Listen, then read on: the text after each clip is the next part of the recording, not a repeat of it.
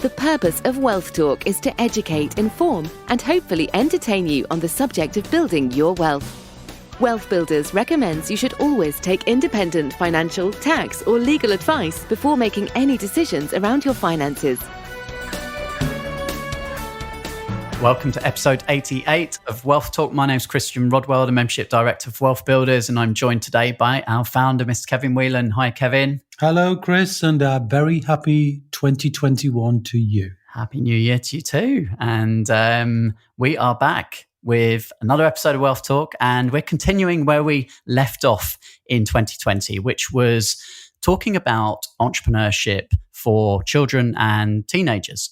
And in our last episode, which was episode 87, we had Neil Moggan, who's a new member of WealthBuilders, and Dan Britton, who are both teachers. So they were giving a unique perspective of what they're actually seeing within the education system and some ideas and things that they're doing to try and, create more entrepreneurially minded children. Yes, and very inspiring they are too. And be prepared to be super inspired by a very clever tyke, Jodie.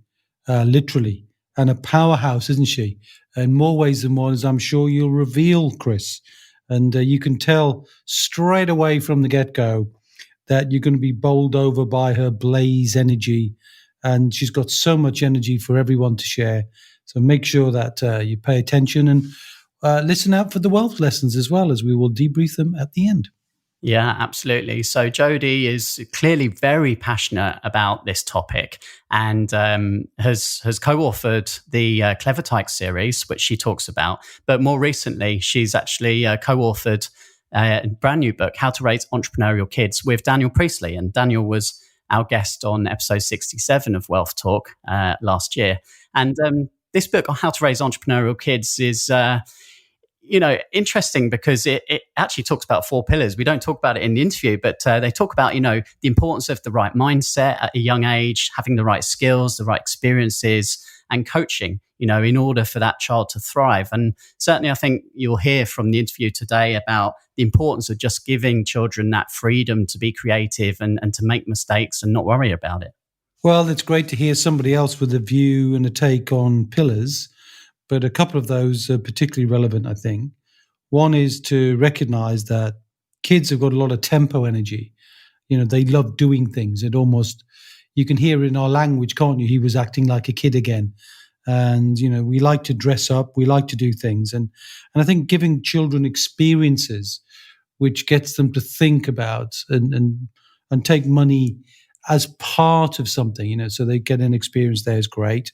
And also coaching, because it's obvious to me that while parents can be role models and sometimes bad role models, actually, it's also good to recognize that even children need coaching and often not the parents. But of course, we'll certainly be talking about how parents can help, but it's good to know that there are coaches too who can bring a different perspective. We know that kids can be rebellious against their parents, and that's normal, isn't it? So sometimes a teacher or a coach or a guide is the right place to think about. But I'm looking forward to this interview and looking forward to sharing our thoughts as well. Yeah, let's do that. And let's have a listen to our conversation today with Jodie Cook. Jodie, very warm welcome to Wealth Talk today. Thank you so much for having me. No, I'm really, really pleased to have you on today, Jodie. Now, normally I'd start off by saying, introduce yourself and tell our listeners a little bit about who you are and what you do. But I think that I would like to introduce you because I've had a look through your Wikipedia, Jodie, and I was absolutely blown away by the number of achievements that you've already had in your life. And let me just run through here, because social media agency in 2011 that you started. In 2013, you co-founded and wrote the Clever Tykes storybook series, which we're going to focus on a little bit more in today's episode. Now, in between that period, I know you got some sponsorship, but I'll let you tell us about that in a moment. And then fast forwarding to 2017, you were featured in Forbes for the 30 under 30 social entrepreneurs in Europe. Then in 2018, in fact, 2017 was it, you were invited to do the TEDx talk, Creating Useful People.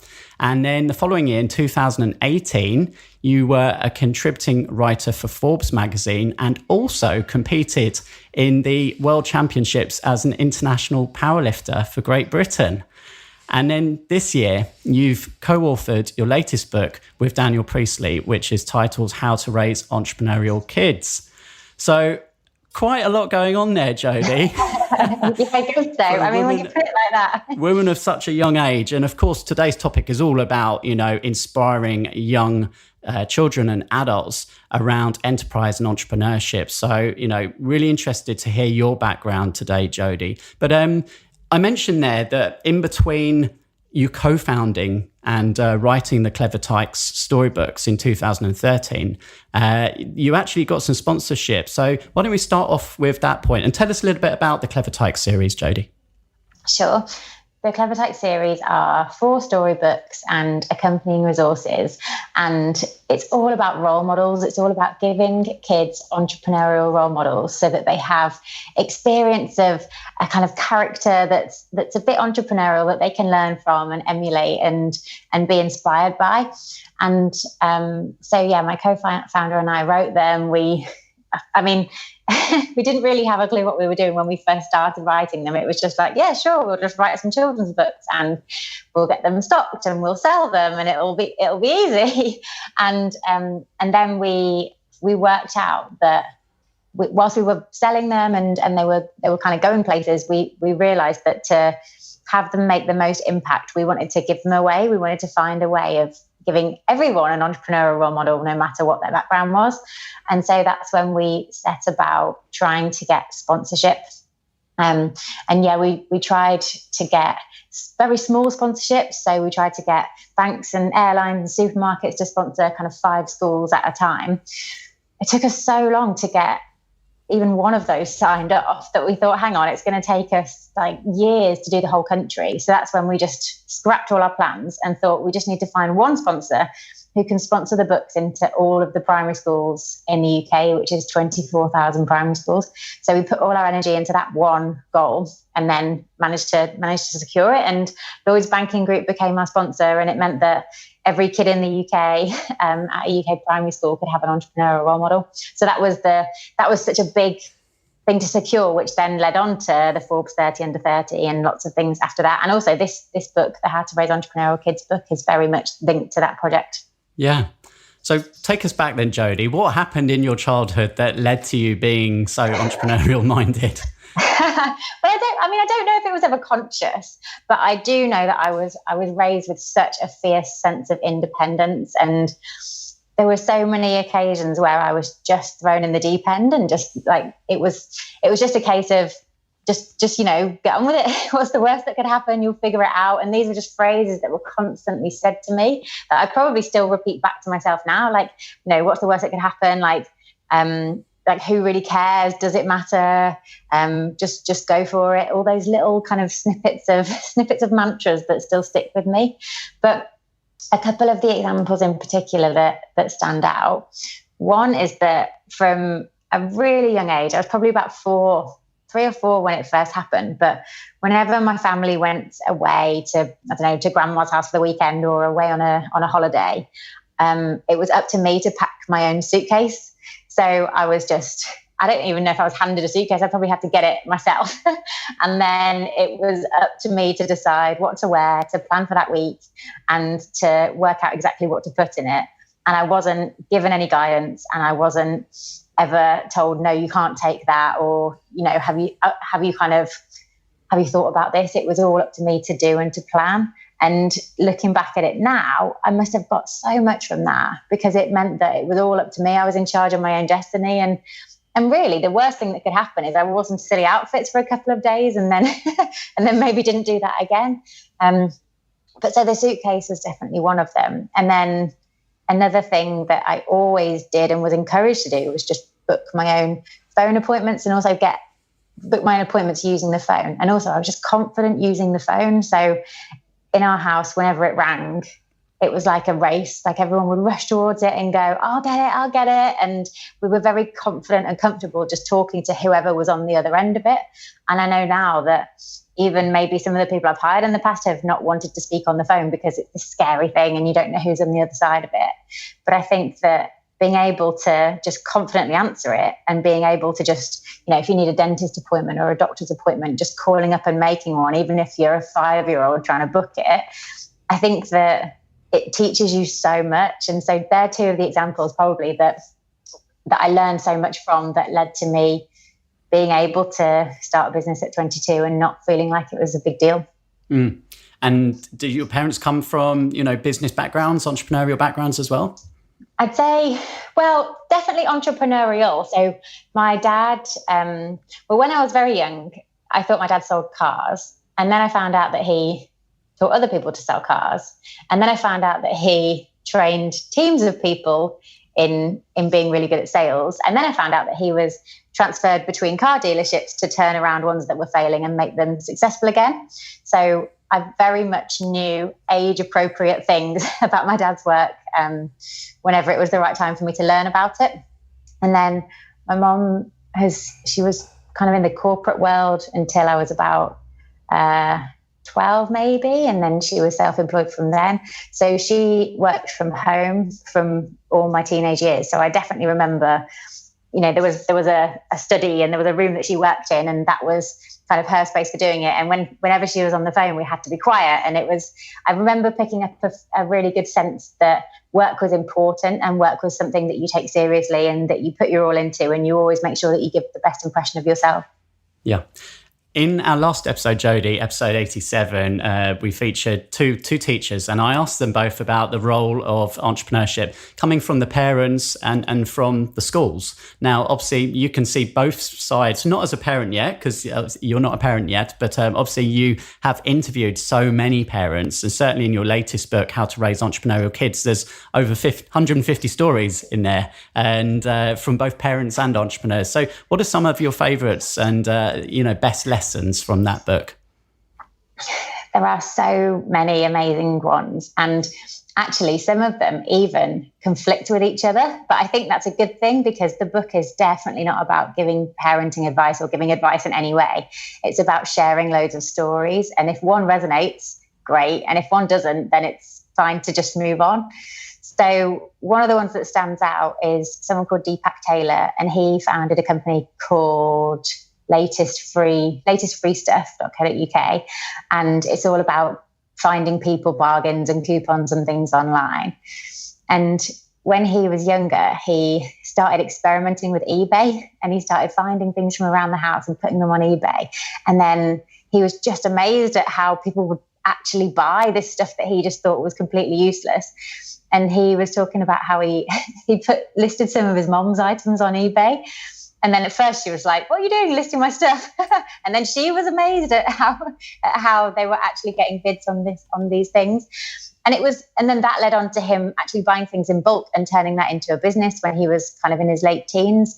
But I love the fact that he must have been doing that when he was super young, but it was just experimenting, and it was just testing out these online platforms and seeing what could be possible in a completely safe space, because he didn't need to actually sell any of the stuff, and that's a very big theme of the book, that it's just experimenting and just testing out and almost kind of playing businesses. Like, when you're little, I don't know if you did this, but we kind of pretended to have jewelry shops and bake sales and all that kind of stuff. And it's not really like, you're not going to, start submitting VAT returns and taking it really seriously. But the fact that you just get to play along is really fun and can just spark these ideas.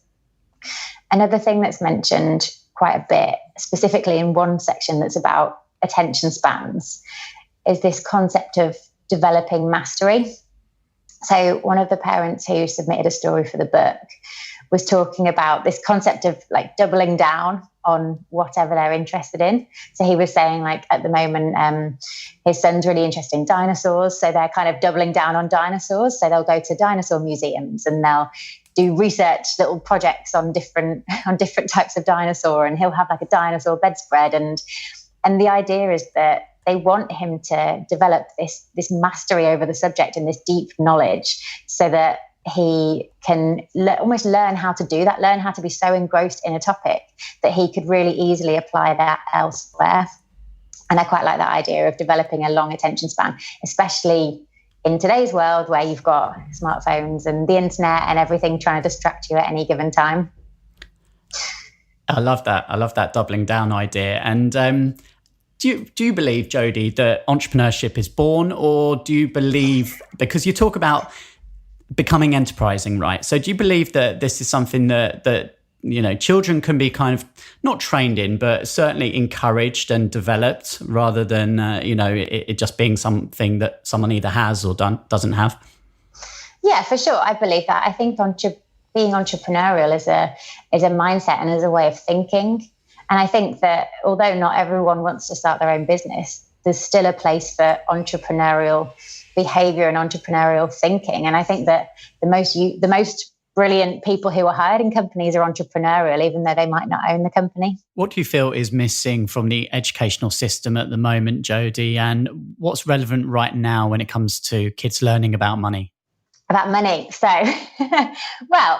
this is such an interesting topic, and I'm so fascinated by it and grateful that you asked me to be on this podcast to talk about it. I think that people take on the beliefs of their parents about money. And, I can see you now. We are recording live on video. Sorry.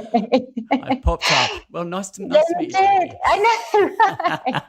So, right, I think that people in general, by default, will take on the beliefs of their parents. So some examples that always fascinate me when you see someone doing it is, who is there that looks at the cheapest item on the menu first, regardless of if they actually want to eat the cheapest item on the menu? If someone talks about something being expensive, what does expensive even mean? Does it mean it's just, you're getting ripped off, or does it mean it might be something that's better value or better quality? The word expensive conjures up different things to different people. And then also, what does someone think about someone who has money? Do you think of them as someone who lied or cheated their way to get there? Or do you think of them as someone who found out a way of serving an audience? And I think all of those things come from how money is talked about in childhood. So if you kind of move on to the different financial models for living, there are as many of those as there are people right now. So you could read the 4-Hour Work Week and you could believe that you need to outsource everything so that you can travel the world and, let other people do all the work. Or you could read Rich Dad Poor Dad and believe that you just need to invest in property and create a passive income. Or you could just believe that you need to get paid on an hourly rate, and that hourly rate must be as high as possible. There's just so many different ways of thinking about it that I almost think what's more important is not picking one way, but it's showing that there are loads of different ways to format your own finances and to think about how you make money and how you spend money. So I guess it's giving all the options so that someone can make their own decision, which is so much of what the theme of the How to Raise Entrepreneurial Kids book and all my work is on about, just giving choices. And coming back to the Clever Tykes books, Jodie, what are some of the changes and feedback that you've seen and had as a result of being able to put so many of those books into the hands of children? The feedback we get is that it's like flicking a switch in the mind of someone, in the mind of a young person. Some of the feedback has involved that people might go from feeling like they're being defeated and feeling like they're going to have, they're having tantrums easier, or they're not happy with something and they just kind of go, it's not fair, and then can't think of a way forward, right up to seeing problems as challenges to be overcome and to think about solutions, and to even involve siblings in coming up with the solutions. That's the kind of real changes in behavior that we've seen, which is amazing, because that's exactly what the books are for, just to get someone to think in a different way. Yeah. And what's your take, Jodie, on the impact of social media now and, the meteoric rise and success of people almost overnight, right, through social media? And is this having a positive or perhaps a negative impact on some children? Yeah, I think it's a little bit of both. I think the positive side of it is that the old rules do not apply anymore. There's no limit to what you can achieve at whatever age. And I think that can be really inspiring. The fact that you could conjure up a business idea, you could get on Squarespace and you could put a website together and start running ads to it in a day. and the barriers to entry used to be huge for starting businesses. I think that's a real positive side. I think the negative side is that the nature of social media means that often we see the fruits of the labor and not the labor itself. And so it could lead someone to feel a bit rubbish, that it seems like all the YouTubers they see have, I don't know, Ferraris and really nice houses, and they have no idea about how to actually get there. So I think it could lead you to almost compare your behind the scenes with someone else's very edited show reel, and then not use it as motivation, but use it as a kind of envy or thing that gets you down. Yeah. Now, you started your social media agency back in 2011, Jodie. You were selected as one of the original 12 ambassadors of the Startup Loans, as an example of someone who started their business with less than £1,000, and you were 22 years of age then. Tell us a little bit about what that was like for you at that early stage. I honestly didn't even think about it. I think now you might start a business with a whole business plan, and my business plan was just 2 words: get clients. And that was honestly it. So the year before I started JC Social Media probably set it up really well, because I was on a graduate scheme actually in social care, which is very different from social media. But I also worked that as a full-time job, and then I worked another full-time job at the same time as a waitress. So it was a whole year of 9 to 5 plus 6 to 11, nearly every day. And that was what set up this. Like I basically had money to live on whilst I started my business and whilst I figured it all out. And I think that was really important, because I knew for sure that I wanted to start a business, but I didn't know what it was. I kind of wanted to buy myself some time to think about it and make sure I picked the right thing. So yeah, I pretty much just decided what I was going to do. I think the £1,000, it was £800, which went on a website and a course on how to do social media, how to be a social media manager.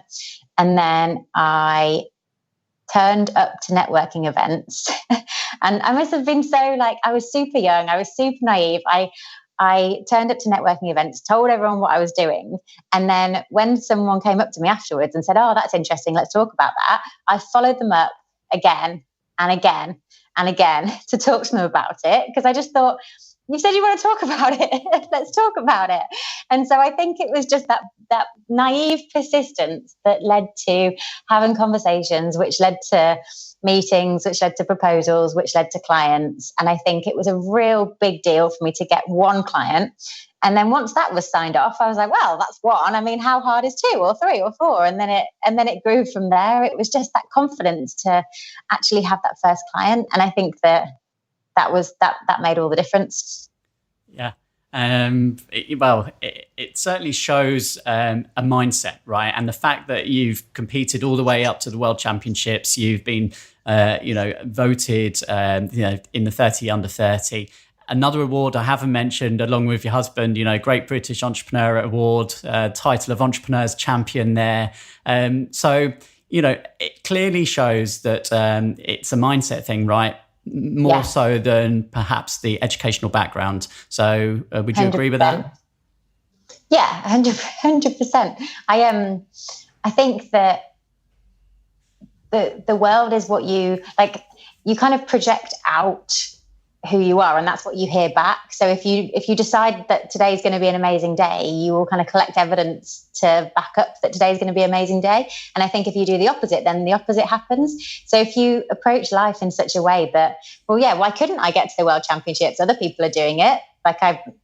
There's no reason I couldn't. We're all kind of born roughly the same. We all have the same number of hours in each day. I try and see things as in a really simple way, and then work out what I want to do, and then try and do it as far as possible. I think the biggest pitfall that so many entrepreneurs face is that they split their time too much between too many things. And I think that the energy in one direction is really important. Yeah.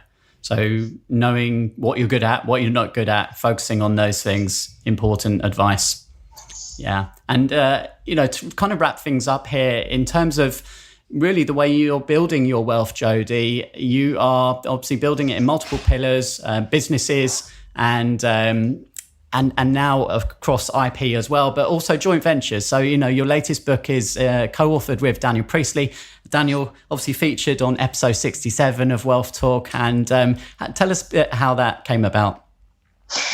That came about because I had this idea. I actually had an idea for a blog post. I put out a HARO. So HARO stands for help a reporter out. And it's where you kind of put out your story and different sources contribute. So the HARO that I put out was, how are you raising entrepreneurial kids? Or how were you raised to be entrepreneurial? Because I wanted those stories from people. And I thought I might get 3 or 4 that I could write a good blog post with. And I got 500. Wow. And so I was reading through those stories being like, oh my God. And everyone put so much detail into them. And it was almost like they were having realizations as they were writing the responses. So I got 40,000 words of responses through, sorted them all into different sections, and then thought, this has to be a book. It just has to be, like, it would be brilliant. I was convinced that this is probably the biggest account of entrepreneur childhoods that probably even exists. And so once I'd got a bit more of an idea around the book it could be, I called Daniel. So we'd spoken at an event together a couple of years ago and just kept in touch. And I said, actually, I think I pitched him in a voice note on WhatsApp. And it was like, so I've got this idea, I've got this book. And he called me back straight away and he just said, yeah, great, I'm in. What do you need? And so then he introduced me to his publisher, and they were fantastic in putting the book together and challenging us on a few things. And then, we turned it into this magical book that is so exciting to hear feedback from now. Yeah. Well done on that. And of course, if our listeners would like to grab a copy of the book, have a read through that, and obviously look at the Clever Tykes series as well and everything else, Jodie, where's the best place for them to do that? So the best place for that book and for all the Clever Tykes books is clevertykes.com/book. Yeah. And I've got a feeling that won't be the last book that comes from you, Jodie. Anything else in the pipeline at the moment? Yeah, a few things. I'll tell you when they've happened. Okay. Well, we'll look forward to inviting you back to talk about those in the future. But thanks so much for sharing everything with us today, Jodie. Well done. And thanks for being a great guest on Wealth Talk. Thank you for having me. Some interesting thoughts there from Jodie, Kevin, but you did make me chuckle just before we went into the interview, saying that we like to dress up. And I had a few images flashing through my mind there for a second. No, I think that says more about you than it does about me, Chris. I mean, I know you like to wear your Santa suit, and that's all I'm going to say about that. But I think when it comes to grown-ups as well, actually, thinking about grown-ups looking to dress up, one of the things we notice when our clients go on property site tours and site visits, so they'll put on the hard hat, Chris, the high vis jacket, they'll wear the steel shoes, and they will feel like children again. They all giggle, they all laugh. It's just part of wanting to be a kid, and we all like, our fancy dress parties and so on. So playing a role is an important part. Just look at what you do with kids. They play shopkeepers, they play all sorts of things, which kind of brings them into the world. But having said that, I remember that when I was young, the activities were all pretty basic, but now everybody's got laptops and tablets and all sorts of things. And Jodie makes a really good point, isn't it? That often, the young kids can see the social media fruits of labor. I think she called it that. They see the success of different people doing different things, and they may not actually get to see the hard work that underpinned all of that. And that's a really important point, I think, to make. And she certainly worked hard, though, hasn't she, from the very get-go, trying to get that entrepreneurial role model idea out into schools and finding it really tough at the start.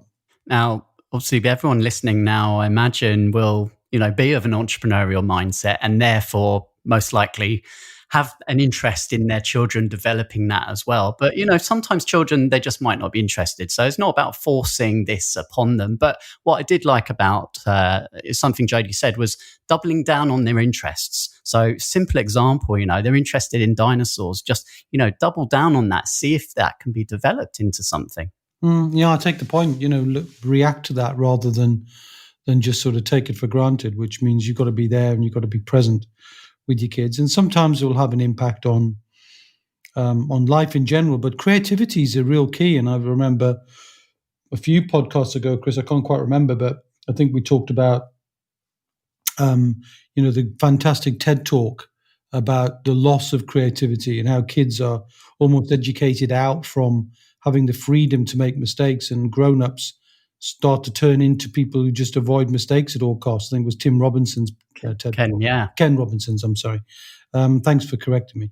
But, he's a hero to me, even if I got his name wrong. And sadly, as I say, he passed away, but leaves a fantastic legacy himself on trying to influence the way schooling system can bring creativity back for children. And I think Jodie's no exception to that. The creativity, though, is in that entrepreneurial spirit rather than seeing everybody having to go through, schooling system which gears people up for jobs. There's no reason why there can't be a team mindset, from the very early days, really.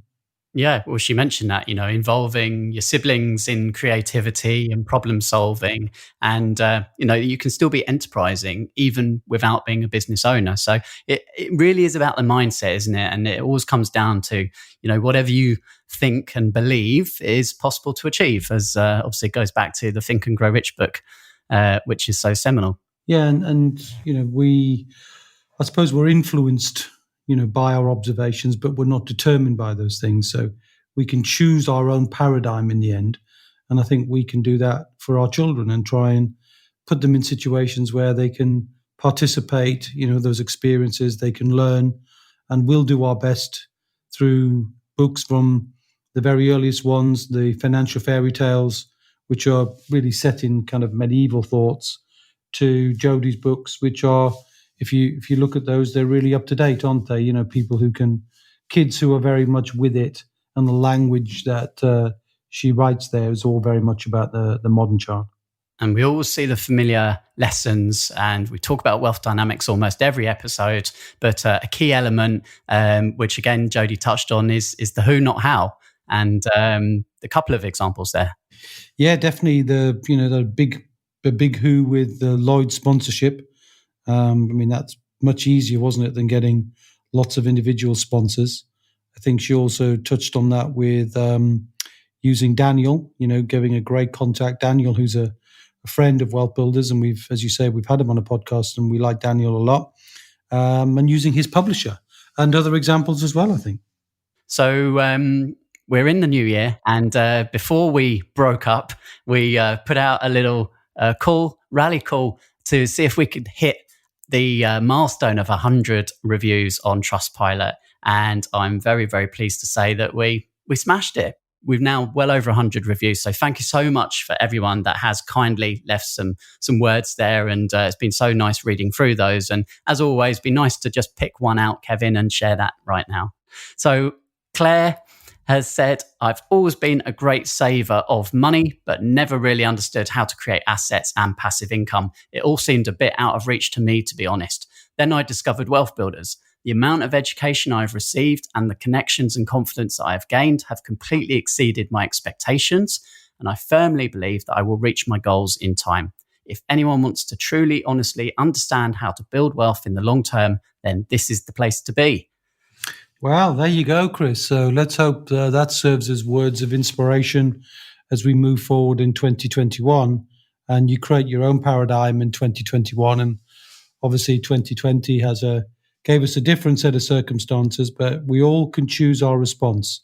That's what responsibility is, our ability to choose a response. So just as Jodie's chosen a fantastic response, with a powerlifting, a medal-winning person, a TEDx speaker, a creative writer, a podcaster, an overall nice person. So, you can't really say better than that. And she's chosen to do that.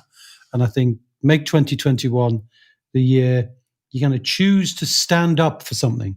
I love the idea of working with outstanding people, and standing up for something means it isn't what you do. You know, when people get asked, who are you? They tend to respond with what they do, don't they? I'm a plumber, I'm an electrician. And I would say just be the best you can be in 2021, and stand up for a set of values. Determine what those values are. Like if anybody was looking through, and reading our 100 and odd reviews, Chris, there should be some words that come flowing out from that would be consistent, wouldn't they? There'd be integrity, there'd be sharing, there'd be community, there'd be education, there'd be holistic. You can see those words because there are values, and we live those values, and that's really important. So choose your values for 2021, stand up for that. And if you do that, you'll have every chance of being able to turn those values into future wealth value, just as Jodie's done for her business and just as we do at WealthBuilders. Yeah.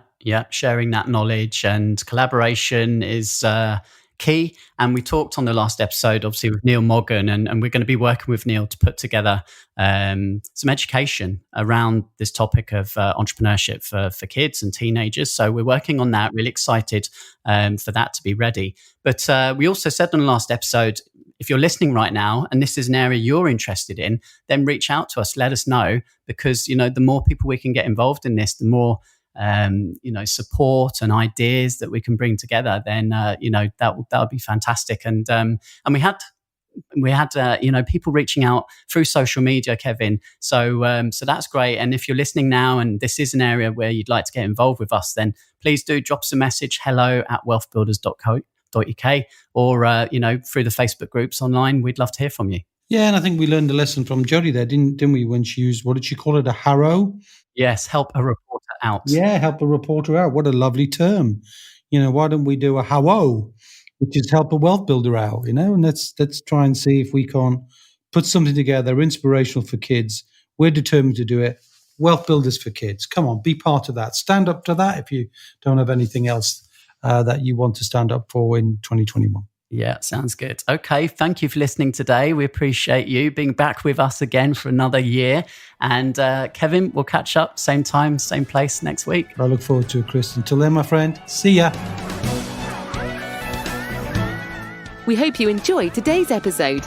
Don't forget that we are constantly updating our resources inside the Wealth Builders membership site to help you create, build, and protect your wealth. Head over to wealthbuilders.co.uk/membership right now for free access. That's wealthbuilders.co.uk/membership.